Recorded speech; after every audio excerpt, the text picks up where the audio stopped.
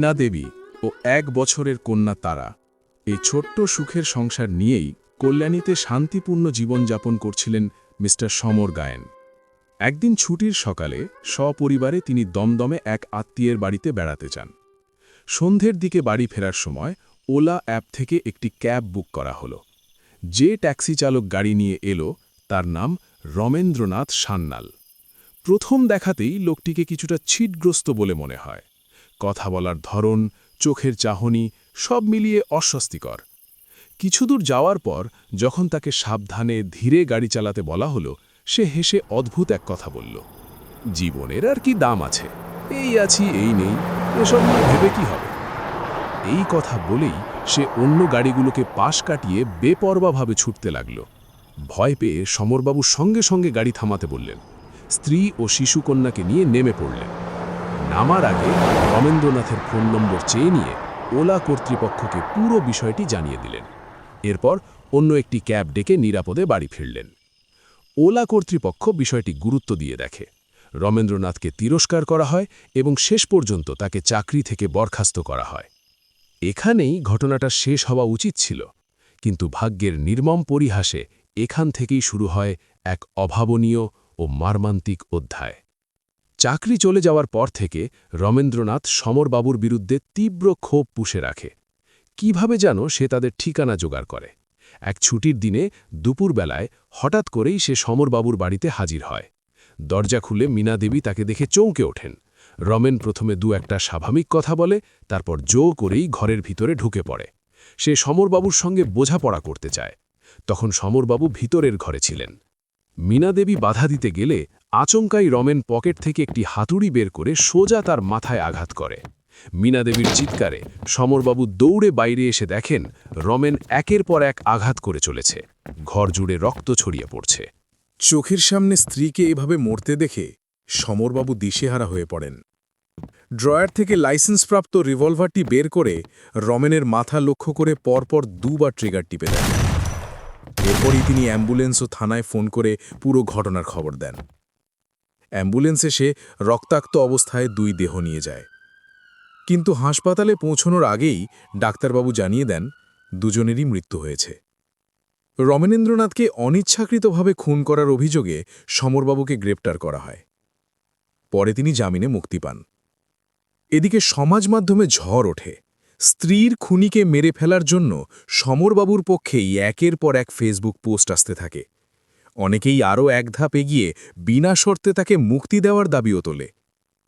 সাধারণ মানুষের চোখে সমর গায়েন আর একজন অভিযুক্ত নন, তিনি হয়ে ওঠেন একজন হিরো। অন্যদিকে রমেনেন্দ্রনাথ সম্পর্কে একের পর এক নেগেটিভ তথ্য সামনে আসতে লাগল। জানা গেল সে নেশাগ্রস্ত ছিল, প্রায়ই অলিগলিতে পড়ে থাকত, মেয়েদের নানাভাবে উত্ত্যক্ত করত বলেও অভিযোগ ওঠে। দীর্ঘদিন ধরেই সে মানসিক অসুস্থতায় ভুগছিল এবং তার চিকিৎসাও চলছিল। ফেসবুকে তার প্রোফাইল ঘেঁটে দেখা যায় সে নিজেকে পরিচয় দিত নরকের দূত নামে। তার পোস্টগুলির ভাষা ছিল সম্পূর্ণ নারকীয়, ভীতিকর। উদাহরণস্বরূপ একটি পোস্ট সামনে আসে। হায়, আমি নরকের দূত, নরক থেকে বলছি। অনেকগুলি নরকের দানব সবসময় আমাকে সার্ভ করে চলেছে। তাদের কেউ হৃদযন্ত্র হাতে নিয়ে ঘুরছে, কারো পাকস্থলী বেয়ে ঘুরে বেড়াচ্ছে নরকের পোকা। যারা নরকের আইন মানে না তাদের মাথা থেতলে নয়তো উল্টো করে বেঁধে অঙ্গপ্রত্যঙ্গ একটু একটু করে কেটে শাস্তি দেওয়া হয়। এই সব তথ্য প্রকাশ্যে আসার পর সমরবাবুর পক্ষেই জনমত আরও শক্ত হয়ে ওঠে। অনেকেই মন্তব্য করতে থাকে, একজন জঘন্য নিকৃষ্ট সাইকোর বেঁচে থাকার কোনো অধিকার নেই। নিজের স্ত্রীকে বাঁচাতে গিয়ে তাকে মারার অপরাধে সমরবাবুকে কেন শাস্তি ভোগ করতে হবে? তবে রমেনেন্দ্রনাথের পরিবার পুলিশের কাছে দাবি করে, ও ছিটগ্রস্ত আর মেন্টালি ইল ছিল ঠিকই, কিন্তু মোটেই সাইকো ছিল না। মানুষ খুন করা ওর পক্ষে সম্ভব নয়, ওকে ফাঁসানো হয়েছে। কিন্তু সেই সময় তাদের বক্তব্য বিশেষ গুরুত্ব পায়নি। এই সবের মধ্যেই একদিন মীনা দেবীর বান্ধবী মিস মালতী ঘোষ সমর গায়েনকে ফোন করে। মালতী, হ্যালো, কি ব্যাপার? আমাকে একেবারে ভুলে গেছ নাকি? সমর, ভুলব কেন? তোমাকে ভুলিনি ডার্লিং। মালতী, তাহলে ফোন করো না কেন? সমর, এখন পরিস্থিতি অনুকূল নয়, এই মুহূর্তে তুমি আর ফোন করো না। এই কথাটুকু বলেই তিনি ফোন কেটে দেন। তারপর টানা 1 বছর তাদের আর কোনো যোগাযোগ হয়নি। এদিকে সমরকে বিয়ে করার স্বপ্নে বিভোর মালতী ধীরে ধীরে মানসিক ভারসাম্য হারাতে থাকে। শেষ পর্যন্ত তাকে চিকিৎসার জন্য হাসপাতালে ভর্তি করতে হয়। পুলিশ আগেই সমরবাবুর ফোন ট্যাপ করেছিল। সমর ও মালতীর সেই কথোপকথন তারা রেকর্ড করে রেখেছিল। এবার অসুস্থ মালতী ঘোষের বয়ানও সংগ্রহ করা হয়। সে জানায় সমর গায়েন নাকি স্ত্রী মীনা গায়েনকে পৃথিবী থেকে সরিয়ে দিয়ে মালতী ঘোষকে বিয়ে করবে বলে তাকে প্রতিশ্রুতি দিয়েছিল। কিন্তু শুধুমাত্র বয়ানের ওপর ভর করে কাউকে গ্রেপ্তার করা যায় না। তার জন্য প্রয়োজন উপযুক্ত ও শক্ত প্রমাণ। পুলিশ তাই সিদ্ধান্ত নেয় তারা আরও প্রমাণ সংগ্রহ করবে। সেই অনুযায়ী সমর গায়েনের প্রতিবেশীদের জিজ্ঞাসাবাদ শুরু করা হয়।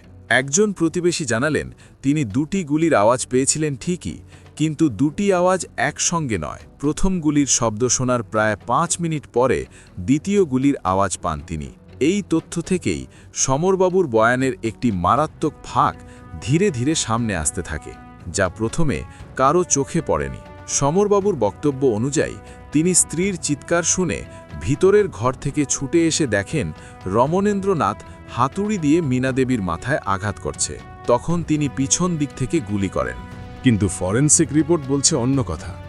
বাস্তবে রমেন্দ্রনাথ তখন চিত হয়ে পড়েছিল।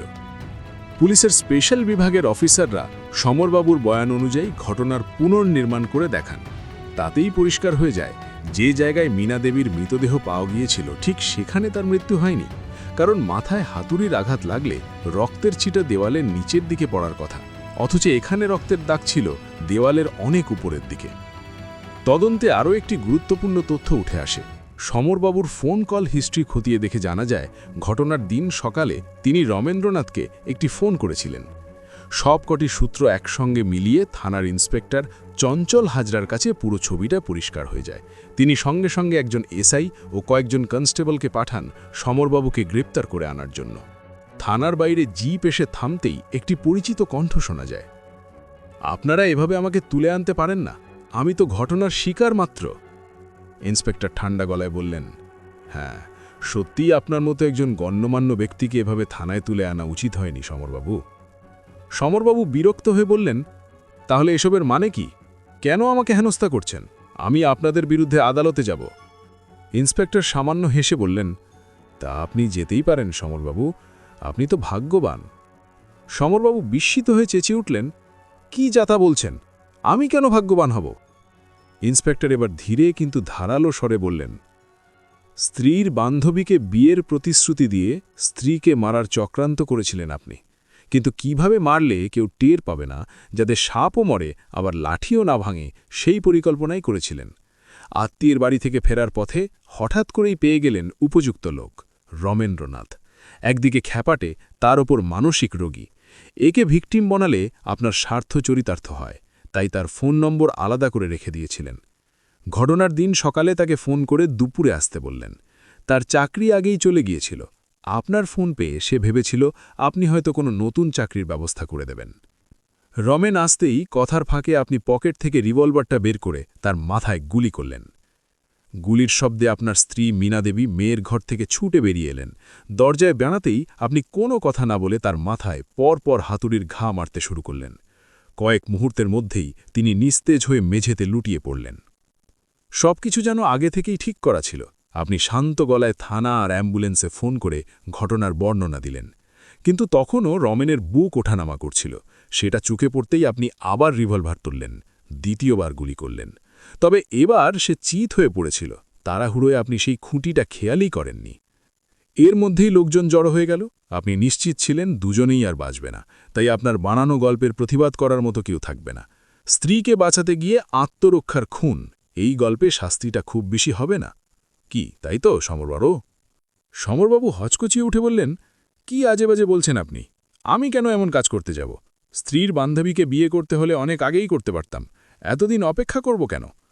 ইন্সপেক্টর ঠান্ডা গলায় বললেন, কারণ আপনার স্ত্রীর নামে করা 25 লাখ টাকার লাইফ ইন্স্যুরেন্সের টাকা তখন আপনি পেতেন না, তাই তো সমরবাবু?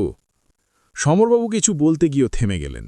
ইন্সপেক্টর চঞ্চল হাজরার কড়া দৃষ্টিতে মাথা নিচু করে আবার চেয়ারে বসে পড়লেন। ইন্সপেক্টর ধীরে ধীরে বললেন, আপনার বিরুদ্ধে আমাদের কাছে যথেষ্ট প্রমাণ আছে সমরবাবু, এখন আর কিছু লুকিয়ে লাভ নেই। শেষ পর্যন্ত সমরবাবু সব অভিযোগ স্বীকার করলেন। স্ত্রীর লাইফ ইন্স্যুরেন্সের টাকার লোভে পরিকল্পিত খুন, একজন নিরপরাধ মানুষকে ফাঁদে ফেলে হত্যা, আর আরেকজন মহিলাকে প্রলোভন দেখিয়ে মানসিকভাবে ভেঙে দেওয়া, এই সব অপরাধের দায়ে আদালত তাকে মৃত্যুদণ্ডে দণ্ডিত করল। এই গল্প যদি আপনার মনে সামান্য দাগ কেটে থাকে, যদি কৌতূহল জেগে থাকে, তাহলে আমাদের সঙ্গেই থাকুন। পরের এপিসোড মিস না করতে এখনই চ্যানেলটি সাবস্ক্রাইব করুন, আর এই পর্বটি ভালো লাগলে একটি লাইক দিতে ভুলবেন না। এটাই আমাদের গল্পগুলো এগিয়ে নিয়ে যাওয়ার শক্তি।